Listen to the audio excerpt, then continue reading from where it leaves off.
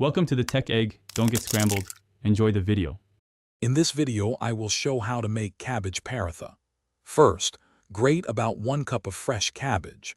It's important to squeeze out all the excess water from the grated cabbage to prevent a soggy dough. Next, finely chop 1 green chili and a small piece of ginger. These will add a lovely kick to your paratha. We're aiming for a flavorful and easy-to-handle filling. Now let's prepare the delicious filling. In a bowl, combine the squeezed cabbage, chopped green chili and ginger.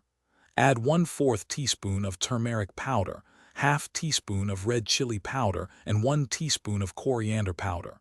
Don't forget to add salt to taste. Mix everything thoroughly until all the ingredients are well combined. This vibrant mixture is the heart of our paratha. For the dough, use about 2 cups of whole wheat flour to make a soft, pliable dough. Take a small portion of the dough, about the size of a golf ball, and flatten it into a disc. Place about 2 tablespoons of your prepared cabbage filling in the center.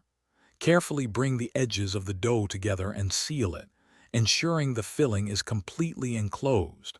This prevents the filling from escaping during rolling. Gently roll out the stuffed dough into a circle, about 6 inches in diameter. Be careful not to press too hard, or the filling might break through. Cook the paratha on a hot griddle, applying a little oil or ghee on both sides, until it turns golden brown and crispy. Remember to check the description for a link to some fantastic leak-proof containers and other great deals. Serve your hot cabbage paratha with a dollop of yogurt or your favorite pickle for a truly satisfying meal. Thanks for watching. Consider subscribing if I helped unscramble your problems.